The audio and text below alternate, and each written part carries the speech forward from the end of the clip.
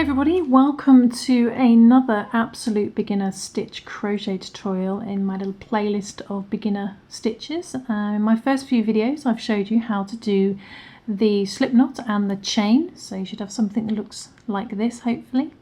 And I've also shown you how to do the slip stitch, the single crochet and the half double crochet and the double crochet. So in this video I'm going to show you how to do the treble crochet, and this is in US terminology. I can't speak. In UK terminology, this would be known as a double treble crochet stitch, but in US terminology, which will probably come up more on YouTube, it's known as a treble, just a treble crochet. So hopefully you've been mastering your chaining technique and you've got a nice neat row, fairly neat row of little V's like this. Hopefully you haven't got sort of a mixture of these back posts and V's. Try and get a nice side of V's or a nice side of vertical bars. Some people prefer to work into these vertical bars, but I prefer to work into these V's and just the left side of the V. The reason for that is because when we make booties and we need to work back into these chains, we need to work into them twice, it makes them easier to see. Okay, so to do a double treble, we wrap our yarn around our hook, not once but twice, okay, and each wrap is when it's facing downwards. So we wrap it round once, then twice, okay. I'm just going to hold it with this finger. You want them fairly loose, but not too loose they fall off. And then when you're working with chains, you're going to work into your fifth chain from hook. And our fifth chain from hook, we never count this loop on our hook as a chain, okay, that's just nothing. So our first stitch, our first chain, so there's our first chain, our first stitch, there's our second V, our second chain, there's our third V, third chain, there's our fourth, and there's our fifth. So we're going to put our hook into there, just on this left side of the V, like so. This is how I do it. And it's exactly the same as all your other stitches if you've been learning those. You wrap the yarn around your hook and bring it through. So I'm just using these fingers to pull open the stitch. And you end up with 4 loops this time. You've got the one that you began with, and then the 2 you wrap round, caught in the middle, and then the one you've just pulled through. And whenever you work a double crochet or bigger, because you can get bigger stitches than this by just the more you wrap around your hook, the bigger the stitch gets. An easy way to remember how to work these stitches is you just pull through 2 loops until you end up with just one. So what we're going to do is we yarn over each time though. So wrap the yarn around your hook from behind, or just go underneath like so. Always twist your hook down as you come through the stitches, and we're going to pull through the first 2 loops only, 1 and 2, and then pull up. We've got 3 loops left. Okay, do the same thing again. We yarn over from behind and then twist our hook down and pull through the next 2, 1 and 2, then pull up. And we've still got 2 left, so we haven't finished yet. So we wrap the yarn around our hook again and pull through the last 2, and that it completes a treble. So it's really easy when you need to remember how to do a double crochet or bigger, is you just pull through 2 loops until you end up with just your 1 loop. So you wrap the yarn around your hook once, twice, find your next stitch. So this is our next V here. I'm going to go under this left side here at the top. Wrap the yarn around your hook, pull that through. Got 4 loops. Wrap the yarn around your hook, pull for the first 2 loops, pull up. So you've got 3 loops left. Wrap the yarn around your hook, pull for the next 2. And pull up, wrap the yarn around your hook and pull through the last 2.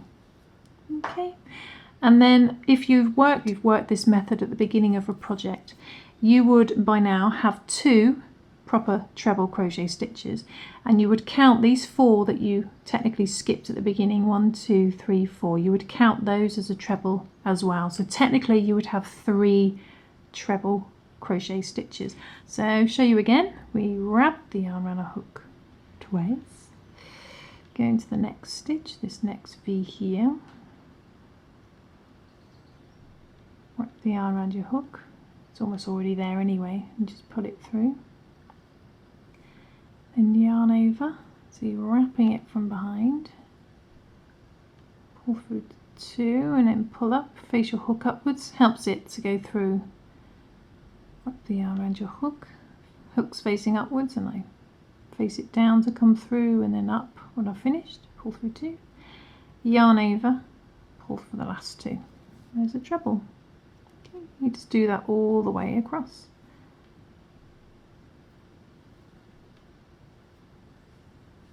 Pull through 2, yarn over, pull through 2, yarn over, pull through 2, you treble.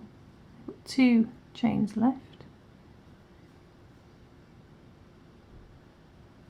So if you chain 10, you're going to end up with 1, 2, 3, 4, 5, 6 proper trebles and a chain worth of trebles. Chain all those chains as a treble, so you're going to end up with 2, 4, 6, 7 stitches in total. So the last one, wrap the yarn around your hook twice, go into the last chain, bring the yarn through, wrap the yarn around your hook, pull through 2, wrap the yarn around your hook, pull through 2, wrap the yarn around your hook, pull through 2. Okay. So there you go, you've got 6 proper trebles, and these 4 chains you skipped to the beginning will count as a treble. So you'll need to bear that in mind when working how many chains you need to do at the beginning, depending on how many stitches you want to get for your project. Okay, so there we go, that is the treble crochet stitch, and I'll show you what I would then do for the next round. Is you can either chain 4 at the beginning and consider that a treble again, like you did here, and then work into your second stitch rather than the first. Or you can do what I do, which eliminates having to work into chains at the end of a row. Just chain 1, so wrap the yarn around your hook, put it through your loop to do a little chain, just like you did at the beginning. Turn your work, and then wrap the yarn around your hook twice and do a normal treble in that very first stitch there. So you can have 1 bit of yarn at the bottom, and then you should have a V on the top going onto 2 bits of yarn. Bring that through, do the same thing again, yarn over, pull through 2, yarn over, pull through 2, yarn over, pull through 2 for the first treble. And then when you get to the end,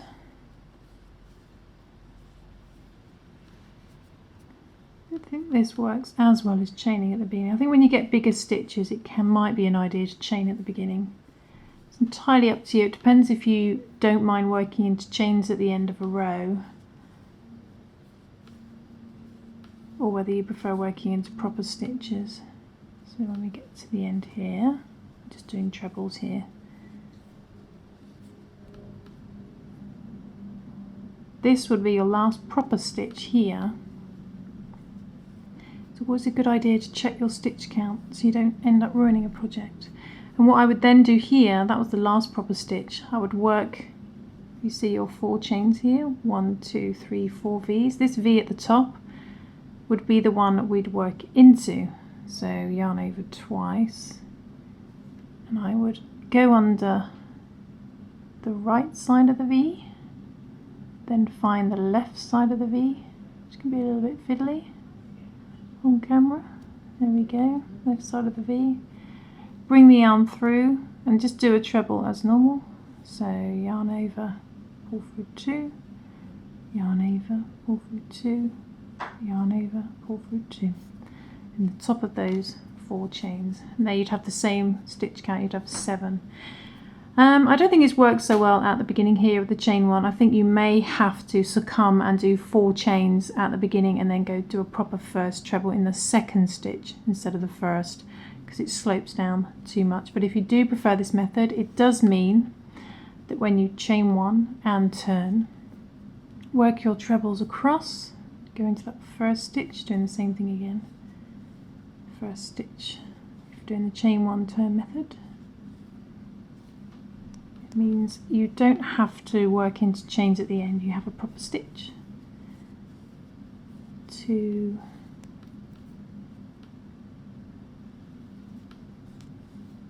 3,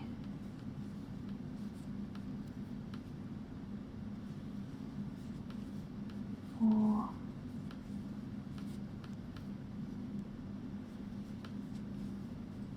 5, 6, and 7. Our last stitch is going to be, is a proper stitch on the edge here, so it's easier to work into, like so, rather than chains. But I think you can get away with it on double crochets, but I think with trebles it doesn't look too bad. You can see there, it doesn't look too bad. It looks fairly straight, so I think you can probably get away with doing that. And it just means it's easier to see the last stitch rather than figuring out where the chains are. Okay, so there we go. That's the treble crochet stitch in US terminology. In UK terminology, that's called a double treble, a DTR, or a DTR. In US terminology, that's just a treble crochet. Okay, just a TR, triple treble crochet. So in my next video, I shall be showing you how to do some decreasing, I think. See you then. Bye.